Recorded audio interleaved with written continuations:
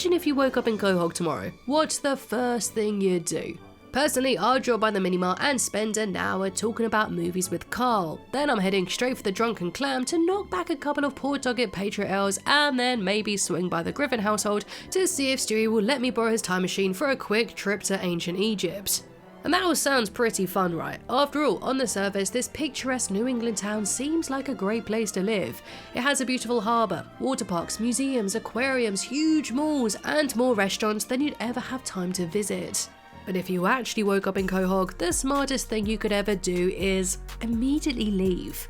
Because if you stick around long enough, there's a good chance you'll end up running for your life as the town is reduced to mere rubble during a fight between a man and a giant chicken, and if you somehow survive that, you might end up being stabbed by Jason Voorhees, because in this universe, he's very real. And that's before the streets get overrun by killer robots from the future. You see, Quahog might look like a fun place to live, but beneath the jokes, it's one of the most dangerous towns on television. So today, we're gonna see just how horrifying life in Quahog would really be. And what's the likelihood of you getting out alive? Oh yeah, also, because I'll probably get a lot of comments about this, I refer to Quahog as a town, and that's because the characters have consistently called it that. Quahog is still a wonderful town. But technically it is a city, so I just wanted to get that out of the way first. So let's start with the fact that Quahog is a magnet for the strange and terrifying. For a small Rhode Island town, the amount of supernatural and paranormal stuff happening is really scary. I've already mentioned Jason Voorhees, but he's far from the only undead killer terrorizing the town. I mean, the dream murderer himself, Freddy Krueger, exists in this universe, seen in Season 8's Splendid Source, where Quagmire hires him to enter Peter's dreams and tell him the joke that made him poop himself. When you poop in your dreams, you poop for real. And unlike Jason, who you can at least avoid by staying out of forests and abandoned campsites, Freddy can get in your dreams. You'd need to be living off caffeine to stay awake. Fortunately though, Quahog does have a pretty good coffee shop called the House of Brews. But unfortunately, there's also people there who have been known to completely lose their minds after being not chosen as their customer of the week. So either way, you're screwed. And if two seemingly unstoppable slasher killers aren't enough, there's also the possibility of being hunted down by the Predator. So now our number one concern is that predators are watching our body heat. Peter, that's just a movie, that's not real. And because Quahog wasn't already dangerous enough, the Upside Down exists underneath the town, meaning there's always a chance of running into a Demogorgon. Oh, and encountering a ghost is pretty much guaranteed. Maybe you'll be lucky and meet a friendly one like Adam West, or maybe you'll be stalked by a creepy Japanese spirit that will turn your life into a living nightmare, as Peter Griffin found out himself. Yeah, so we're thinking about selling the house. And speaking of ghosts, I personally believe that if you die in Quahog, your spirit is trapped there too, doomed to never truly pass on. So even leaving Quahog isn't guaranteed, not in life, and maybe not even in death. Am I dead? Yes, you are. You can see me? I can see all the dead. And then there's the ever-present risk of being abducted by aliens. But on the bright side, the aliens don't do anal probing anymore, which is good news, unless you're Quagmire. That's more or less been retired. I see. Do you still have the thing? And speaking of Quagmire, aliens and monsters aren't the worst part about living in Quahog. It's the people. I mean, I'd be more afraid of running into Quagmire than Jason Voorhees any day.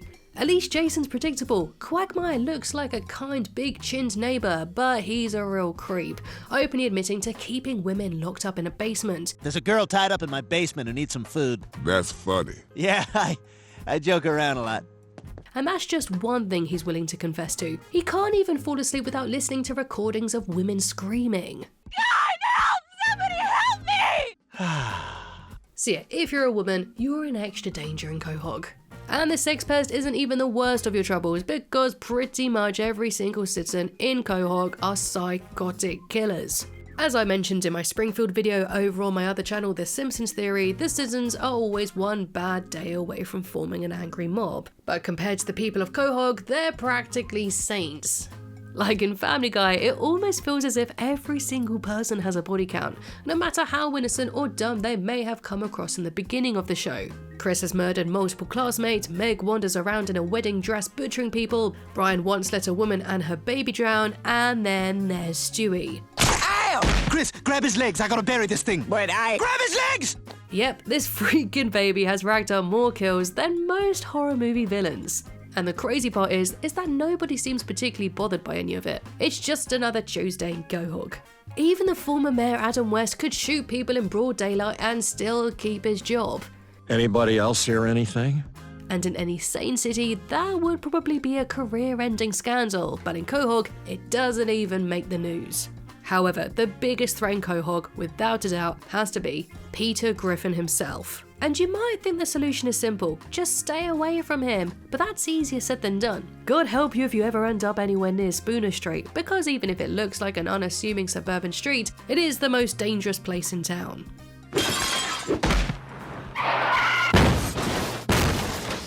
One minute you're minding your own business, and the next you're getting sliced into ribbons by his homemade Peter-copter, or you're flattened by one of his tanks, or you're crushed under the flaming wreckage of the Hinden Peter. Joe, I am so sorry. How can you afford these things? And even if you get as far away from Spooner Street as possible, you're still not safe. And that's because Peter has an ongoing feud with a giant chicken. These two have turned all of Quahog into their personal battleground. Their brawls have derailed trains, sent buses smashing through buildings, and even caused passenger planes to come crashing down. The death toll must be astronomical. As such, you'll constantly be on edge and very, very anxious. You'll also be looking over your shoulder and never able to truly relax. You can't even enjoy a simple day at the fair because they'll break the Ferris wheel right off and send it tearing through town, destroying everything in its path. And if you somehow survive all of that and end up in hospital, don't relax just yet because Peter might just decide to blow it up with you inside. But even when Ernie and Peter aren't duking it out and causing total death and chaos, Quahog is getting destroyed in other ways. Sometimes it's a robotic Hannah Montana tearing through the streets. And other times it's people voting to abolish the government and therefore turn the town into a lawless hellhole. And when this happened specifically, people started marrying animals, the pollution caused the skies to turn black, and it became a literal steaming dump of garbage. And while it looks like the residents had learned their lesson here, they're not exactly the brightest bunch, so chances are they'll just do it again anyway, or find an even dumber way to destroy their town. Seriously, Quahog is just a strange and dangerous place. You could be minding your own business and get trampled by a giant mech formation made out of people in wheelchairs, or be picked up and eaten by a possessed evil tree, and your only hope is that the local old pervert is there to help you out. Hey, Skinny Britches, that there's my man. You're not even safe from bloody pies in this town, as Peter found out for himself the hard way when the steam from a pastry assaulted him. Peter, it's making me watch. So if the monsters, registered offenders, murderers, and general town-wide destruction weren't enough, the other huge danger unique to Family Guy is that there's a literal baby and a talking dog who can mess with reality itself. What do I mean by this? Well, because of Stewie's time machine, they can and have gone back and changed things for the worse. Take the episode Back to the Pilot, for example, where Brian goes back in time and messes with history, and as a result, Quahog is turned into an apocalyptic wasteland. And this isn't some one-off disaster either. In season 19's Terminator, a falling out between Brian and Stewie will lead to a full-scale war that leaves Quahog in absolute ruins. This conflict is so bad that even killer robots from the future are sent back in time to begin terrorizing the town. And the next day, things might somehow get even worse, like Stewie deciding to make an evil clone of himself, meaning that there's always a chance you'll run into a tiny homicidal genius who wants to kill you. But it's not just evil baby clones you gotta worry about, because Peter has his own murderous counterpart, who is an even more psychotic version of Peter. That looks like me with a green shirt. He's murdering a lady. But look, I don't want to be all negative. After all, Quahog has a much more sensible mayor now in Wild West. And like I said earlier, there's plenty to do here. Plus, where else could you talk to animals? Although not every animal in Quahog is friendly, just as many of them want to kill you. You could end up getting boiled alive by a giant lobster, beaten by a deer with baseball bats, or be mauled by a bear. But let's face it, there's an even higher chance that you're eaten alive by Peter. Sometimes she tries to get out the other way. That's why I keep a cork in my bum. So, could you survive Quahog? Technically yes, but you've got to be incredibly lucky. Personally, I'd put your chances at about 10%, and that might be generous. So let me ask you, if you arrived into Quahog, what's the first thing you would do? and let me know if you'd like a South Park version of this video. Thank you so much for watching, and I'll see you in the next one.